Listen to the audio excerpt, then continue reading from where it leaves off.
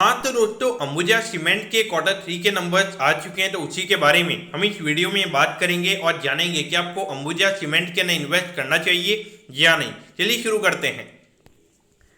तो देखिए, यहाँ पर अगर हम रेवेन्यू के नंबर्स की अगर हम बात करेंगे तो पिछले क्वार्टर के कंपैरिजन में ये नंबर हमें 10% से बढ़ता हुआ नजर आया है और ये नंबर आया है 7,906 करोड़ पे। तो ऑल ओवर देखा जाए तो ग्रोथ के नंबर्स हमें यहाँ पे काफी अच्छे नजर आ रहे हैं। और अगर हम प्रॉफिटेबिलिटी की बात करेंगे तो ये नंबर हमें 487 करोड़ पे नजर आता है, जबकि पिछले क्वार्टर में ये नंबर हमें 51 करोड़ पे नजर आ रहा था। तब आप बोलोगे कि एक क्वार्टर ऑन क्वार्टर बेसिस पे यहाँ पे क्या चेंज होता हुआ हमें नजर आया। तो पहला रीजन अगर आप देखोगे, जो रेवेन्यू ग्रोथ हमें देखने को मिला है, एक रीजन हमें यहाँ पे वो नजर आता है। और उसके अलावा जो पावर एंड फ्यूल कॉस्ट की अगर हम बात करेंगे, जो पिछले क्वार्टर में काफी ज्यादा हाई हो गई थी, वो यहाँ पे हमें नॉर्मलाइज होती हुई नजर आई है और इसीलिए हमें यहाँ पे कंपनी के जो नेट प्रॉफिट के नंबर्स हैं वो हमें ग्रो होते हुए नजर आ रहे हैं।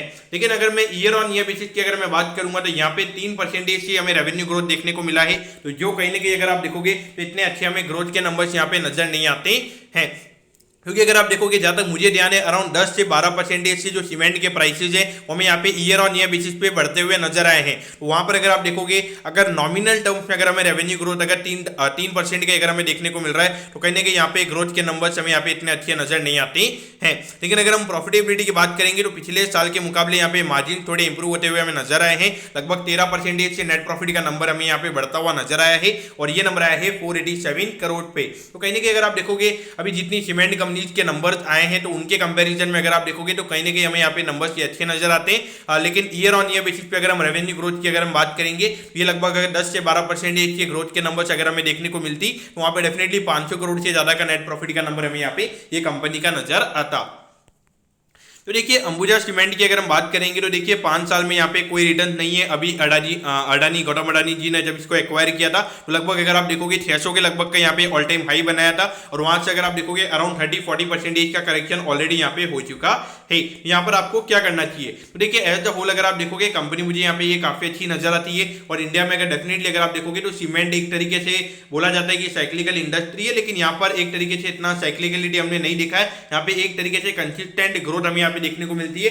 कभी कभी यहाँ पे अगर हम फ्यूल कॉस्ट की अगर हम बात करेंगे, जो भी यहाँ पे फ्यूल कॉस्ट वगैरह काफी ज्यादा हो गई थी, उसकी वजह से यहाँ पे कंपनीज के हमें यहाँ पे प्रॉब्लम देखने को मिले थे। देखिए मेरे ख्याल से देखा जाए तो थोड़ा बहुत अगर अडानी ग्रुप के जो स्टॉक्स वगैरह है तो वहां पर अगर हमें नॉर्मल से आती हुई नजर आती है, यानी कि वो स्टॉक्स अगर गिरने बंद हो जाते हैं और अगर वहां पे थोड़ी बहुत अगर रैली वगैरह आती है तो वहां पे अंबुजा सीमेंट भी हमें बढ़ता हुआ नजर आएगा। और एज अ होल अगर आप देखोगे तो ये कंपनी काफी अच्छी मुझे यहाँ पे नजर आती है और सीमेंट इंडस्ट्री डेफिनेटली आने वाले टाइम पे ग्रो करेगी। तो डेफिनेटली अगर आपको लगता है कि अडानी के स्टॉक्स यहाँ पे और नहीं गिरेंगे तो ये आपने यहाँ पे बाय करना चाहिए, बाकी मेरे ख्याल से अवॉइड करना चाहिए। आपको लगता है कि नहीं अडानी के स्टॉक्स यहाँ पे जो बाकी के जो महंगे वैल्यूएशन वाले जो स्टॉक्स हैं अराउंड 40-50% जहां से हमें और गिरते हुए नजर आ सकते हैं, तो डेफिनेटली आपने ये कंपनी को अवॉइड करना चाहिए। क्योंकि अगर पूरा सेंटीमेंट अगर हमें नेगेटिव नजर आएगा तो वहां पे डेफिनेटली आपकी कंपनी फंडामेंटली कितनी भी अच्छी हो, वहां पे अगर किसी को बेचना है तो वो बेचेंगे, वो ये नहीं देखेंगे कि फंडामेंटली कितनी अच्छी कंपनी, तो वो पॉइंट ऑफ व्यू आपने यहाँ पे देखना चाहिए। और मेरे ख्याल से देखा जाए तो अगर आपको समझ में नहीं आ रहा है, अगर आपको किसी सीमेंट कंपनी में इन्वेस्ट करना ही है